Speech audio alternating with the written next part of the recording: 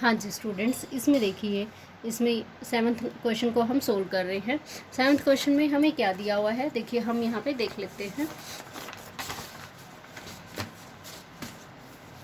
ये देखिए 7th question में हमें दिया हुआ है, from a point on the ground the angle of elevation of the bottom and the top of a transmission tower fixed at the top of ए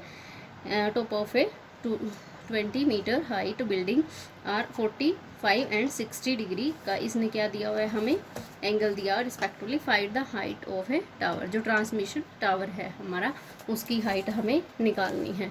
ये देखिए इसमें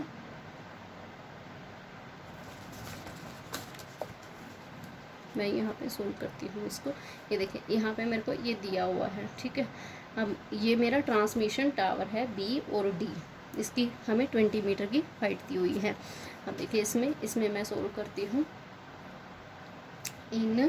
इसमें देख लेती हूँ मैं ए बी और सी, ये वाली जो है ए बी और C, in triangle A B C is equal to मेरा यहाँ पे होता है परपेंडिकुलर बाय बेस, जो कि होता है tan थीटा, tan थीटा के इक्वल होता है ये। अब इसकी वैल्यू आ जाएगी 10, हमें मेंशन है 45 डिग्री। अब 45 डिग्री इज इक्वल टू ये है मेरा A B C by A B, यही बनता है यहाँ से B C by A B का हमारा 1045 मेंशन है। अब 1045 की वैल्यू हमारी होती है 1 इज इक्वल टू, इसकी हमें दी हुई है यहाँ पे हाइट मीटर में दी हुई है 20 मीटर, और ये मैं इसको एज इट इज़ रख लेती हूँ। अब इनके जब क्रॉस मल्टीप्लाई करूँगी तो मेरा ए बी की वैल्यू आती है 20 मीटर। अब नेक्स्ट में मैं देखती हूँ ए डी और बी में, in triangle A B D वही perpendicular by base is equal to क्या आता है, tan थीटा आता है मेरे पास। अब tan 60 degree is equal to मेरा होता है, यहाँ पे लिख लेती हूँ मैं B D by A B. अब यहाँ पे देखिए इसकी वैल्यू होती है हमारी √3 होती है। बी डी को मैं एज इट इज़ लिख लेती हूँ। ए बी की वैल्यू मेरे पास आ गई 20, तो इसको मैं लिख सकती हूँ 20√3 लिख सकती हूँ। अब मुझे यहाँ पे क्या करना है, जो ट्रांसमिशन टावर की हाइट यहाँ पे निकालनी है, द हाइट ऑफ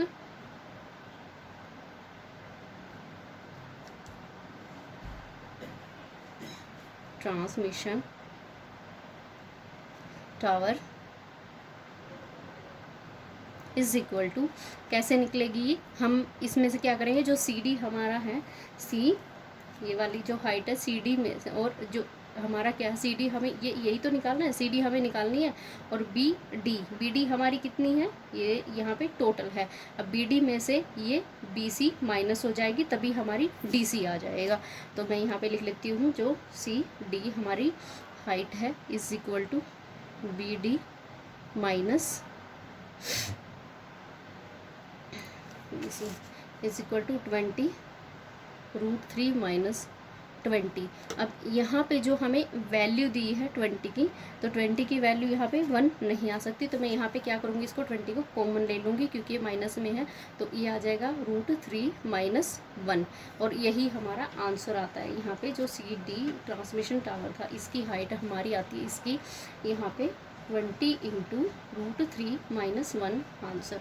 नेक्स्ट है हमारा क्वेश्चन नंबर 8। क्वेश्चन नंबर 8 में हमें देखिए, हाँ जी स्टूडेंट, इसको हम कंटिन्यू करते हैं। हमारा क्वेश्चन नंबर 8 आ जाता है। इसमें हमें दिया हुआ है a statue 1.6 metre tall stand on the top of a pedestal. एक स्टैचू है जिसकी इसने क्या दी हुई है, हाइट दी हुई है 1.6 मीटर का, टॉल लंबा है, stands on the top of a pedestal, pedestal पे रखा हुआ है। पेडिस्टोल क्या है, इसका बेस है। From a point on the ground the angle of elevation of the top of the statue is 60 degree and from the same point the angle of elevation of the top of the pedestal is 45 degree. Find the height of the pedestal. pedestal क्या होता है, एक base होता है जिस पे क्या है वो स्टैचू खड़ा है, ठीक है, वो क्या है वहाँ पे सिचुएट हो रखा है। अब देखिए इसमें मैं कैसे इसको निकालूंगी, कैसे सोल्व करूँगी इस क्वेश्चन को। हाँ जी, इसमें देखिए, इसमें मेरे पास वही सेम सिचुएशन दी हुई है। ये हमारा क्या पेडेस्टल, इसको हम बेस बोलते हैं। यहीं पे स्टैचू रखा है। ये स्टैचू की हाइट मुझे दी गई है, ये देखिए यहाँ पे। और मैं इसको कैसे सोल्व करूँ, देखिए इसमें भी मेरे पास ये एक, ये ए बी सी और ए डी बी 2 ट्रायंगल बनेंगी। इसको मैं कैसे करती हूँ, देखिए सॉल्यूशन जो कि है 8th का। अब 8th में देखिए इन